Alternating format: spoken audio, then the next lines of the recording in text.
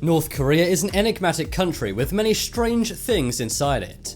They have Room 39, which prints counterfeit money. They have a mysterious land hotel which has been empty for decades. But the weirdest thing in the country has to be their floating hotel. This hotel has likely traveled more than you have. In total, it's moved 14,000 kilometers in seas all over the world. It was designed in Sweden, built in Singapore, and then moved to Australia. It was then moved to Vietnam and later on North Korea. But why is this amazing and massive hotel abandoned in the North Korean Sea today? Well, it started back in 1988 with an Australian man named Doug Tarker. He lived in Townsville, Australia, which is off the coast of the Great Barrier Reef. The Great Barrier Reef is a very popular tourist destination, but Doug wanted more people to visit Townsville, so he came up with an idea. He wanted something innovative and original which used the beautiful Great Barrier Reef. At first, he thought he could permanently dock 3 cruise ships on the pier, basically using 3 cruise ships to create a floating city. But he later decided this idea was way too difficult and scrapped it. So, logically, he replaced it with an even more complex idea.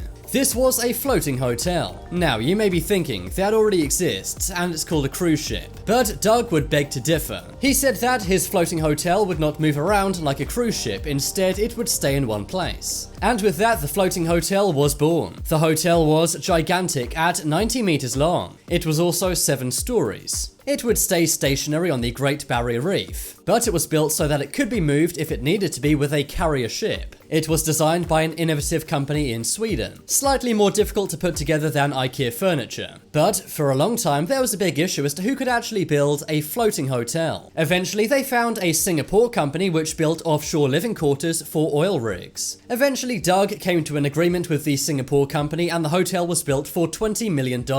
Adjusted for inflation, that's over $44 million US dollars. After it was built, a carrier ship towed the hotel from Singapore to Australia. Large anchors were then connected to the hotel and it stayed in place. And with that, the Four Seasons Barrier Reef Resort was ready to open. The inside of the building had 200 hotel rooms. Everything inside was furnished in a very luxurious manner. Inside, there were discos, nightclubs, gyms, and saunas. There were also many bars, restaurants, and a library too. There was a conference center for businesses and a 100-seat movie theater. Outside was also a helipad and a tennis court. There were diving boards if you wanted to swim in the ocean, and there was also a gigantic swimming pool too. One room of the hotel had a glass floor so that you can see the Great Barrier Reef without leaving the hotel. Glass floor boats were also used to get great views of the coral. And with the 2 restaurants in the hotel, you could even eat the fish that you were standing on moments ago. But before the hotel even opened, there were some factors which made it very expensive. For one, there was a contract dispute with the Singapore company that built the hotel. This delayed building by half a year. And when the hotel got to Australia, a cyclone hit. It was named Cyclone Charlie, and I promise I'm not responsible. It caused quite a lot of damage to the hotel. This lost the hotel owners millions of dollars.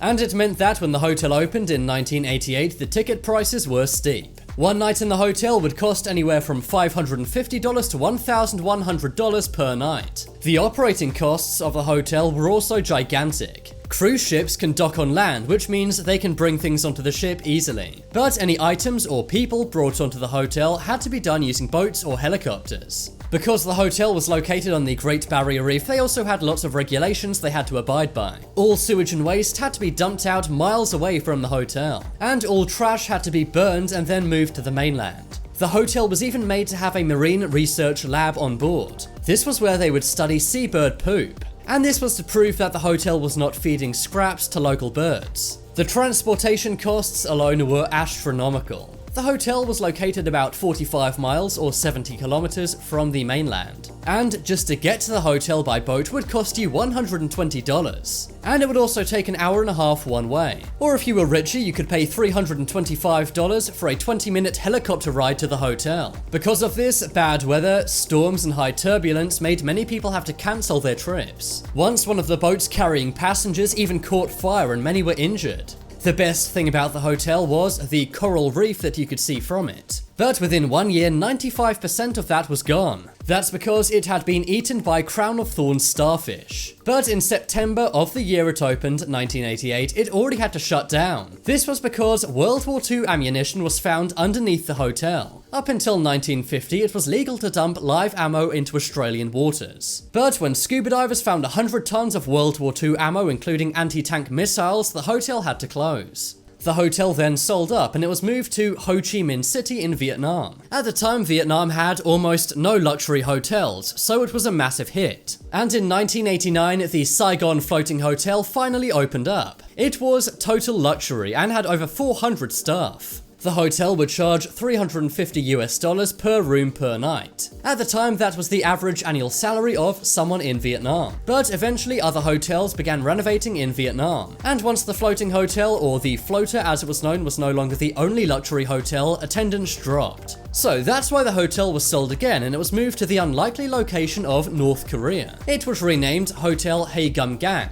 and it was located on waters near the demilitarized zone between South and North Korea. It opened in 1998 when relations between the two countries were healing. Many people stayed at the hotel, and it was also a place where North and South Korean families who were divided by the Korean War could reunite. But that was until 2008 when a South Korean was taken out by a North Korean. This was when a South Korean woman accidentally went into a militarized zone. A North Korean soldier then fired at her. This led to South Korea ceasing all tours in the region and the hotel became abandoned. The hotel now sits decaying in North Korean waters. In 2019, Kim Jong-un visited the hotel. He said the building looked ugly and had no national character. He also said it was not cared for. I wonder why. Eventually, he passed a law demanding the demolition of unpleasant buildings, including this hotel. But in 2020, this still has not happened. You can actually still see the hotel on Google Earth. And that's why North Korea has an abandoned floating hotel. But now it's time to make your voice heard.